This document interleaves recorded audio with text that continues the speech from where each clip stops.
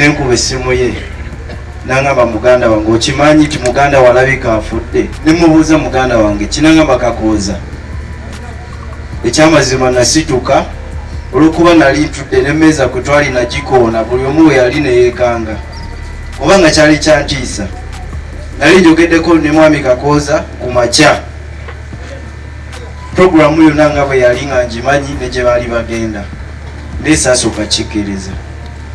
Baba Kevin ne mujja ku ssimu nenkubira mukulu Peter kuba missed calls nazisangako nyingi ne neeyongera okutya. Mukulu Peter bwe yakwata essimu yaŋŋamba jjejje oliwa ne mugamba ndi Mmengo. Naŋŋamba muganda wo agudde mu mazzi ePakwach gye bagenze. Ne mugamba Peter olimba. Naŋŋamba naye kanzijawo wooli tusale amagezi tulabe nga tugenda ePakwach. Akaseera ako kaali kazibu nnyo namala eddakiika nga 2 nga sibitegeera kuba ekyamazima embeera gye tubaddemu ng'ennaku z'omwezi 6 mugirabye. Mbadde njogera ne mwami Kakooza okuva lwe yatandika okwagala okuteekateeka omukolo gwe. Naŋŋamba jjejje siri Uganda naye kwatagana ne Peter mukole ebintu byange nga bwe mbyagala. Nenkozesa amaanyi mangi, nenkozesa obuvunaanyizibwa, nenkozesa obwesigwa obwampeebwa, nenteekateeka omukolo nga bwe mwagulabaawo nga ndi wamu ne mwami Peter. Mu byonna bye nakola ne ssente empitirivu ezaali mu mukolo mwami Peter yazimpanga naye tebansabako ku receipt. Kyobona omuyimbi yasabye ssente mmeka, oba watente ayagala ssente mmeka, oba wa juice, oba wabula banneesiga ne baŋŋamba twagala ekintu ekirungi kwe tukwesiga. Ekyamazima ekintu ekyo kyankubye wala nga mpulidde nti muganda wange afudde. Embeera yabadde wano mwena kimanyi mukijjukira bulungi. Twabadde masanyu amangi. Nze natandika okusula nga ntuno okuva ennaku z'omwezi nga 28 nateekateeka omukolo gw'emagere ogw'okwanjula era nze omuntu omu banneesiga. Ebintu byabwe nebikola bulungi, buli kimu ne kitambula bulungi. Era olunaku lw'omukaaga kasita omukolo nalabanga ebisinga obungi biwedde ne ŋŋamba kaŋŋende mpumule kuba nali maze wiiki nga namba n'ennaku nga nnya nga seebaka ne ŋŋamba kampumule.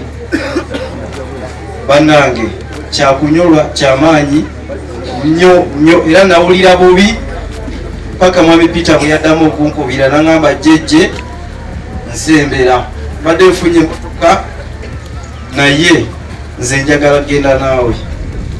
Ne muga mpakinze Mmengo ku Total. Kyatwala eddakiika nga 5 zokka. Naye olw'okuba nali mpunze emmotoka gye nali mu kaseera ako saavisi yali enetera okuggwako. Ate nga ndaba obudde bwali bwa jaamu nga ndaba okuvuga okudda ewaka nfuna emmotoka endala tugenda ku Bombo Road.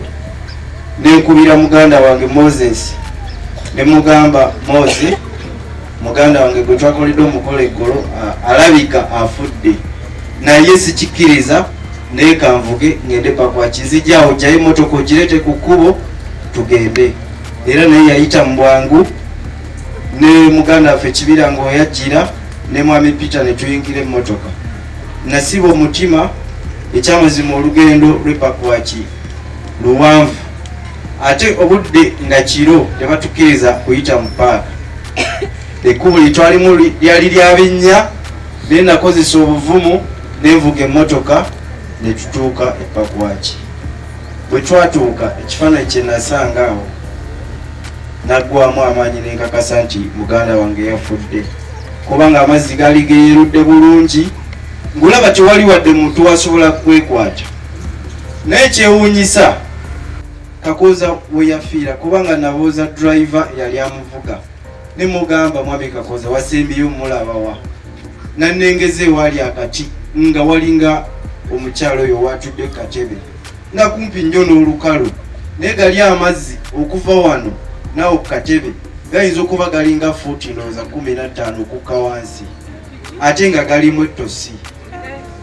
So kyali kizibu nnyo mwami Kakooza okuva mu mazzi ago kubanga ate nga gatambula obudde bali mbwali bakawungeezi bwe balaba amazzi nga balaba gateese naye amazzi nga gadduka ku speed.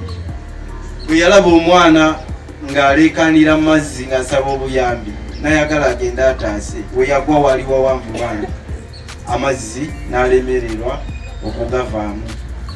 Era omwami yataasa omwana yali azze ku ekyo kifo kunywamu n'alaba nga waliwo embeera egenda mu maaso etali nnungi, n'ayanguwa n'agwa mu mazzi yajjayo omwana. Bwe bagenda otunula mu mazzi nga mwami gakoozaaboze. Eyo y'embeera gye twasanga e Papuangi. Badde nsaba muganda wange ono ababulira embeera eyaddako okuva ku olwo bwe twatuuka, naye akaseera kaali kazibu nnyo, naye nga siinawayo omuzindaalo ngenda kwebaza omwami eyatuyamba ennyo. Ekyamazima we tubadde abasajja okuva ku CID owa poliisi nga mu kitundu ne bagenda paka ku region, we tubadde okuva e Pakwach okutuuka Arua waliwo kilomita 220, naye abakulu bonna abali mu region batwegattako oku FFU, Uganda Police Marine Army, Police Marine, UPDF, bonna tubadde wamu nabo nga buli kye twogera bambi batuwuliriza. Bannange kitalo nnyo ekya muganda waffe, kibi nnyo, naye tusabe Mukama amusaasire ebyamusobako, ate nammwe abagumye ababadde bamwagala. Ekyamazima kino kituusewo leero ne bwe badde toyagala kakooza kikwatako, kibi nnyo, naye tugume Mukama. Nze nzikiriza nti okufa kubeera kufa, era nagambye ono mutabani wange ampita kojja ne mugamba okufa kakooza, okufa ke bwe kuba nga kwabadde kutuuse ne baali badde bali mu bisolo, wakiri empologoma yali buuse n'emukwata.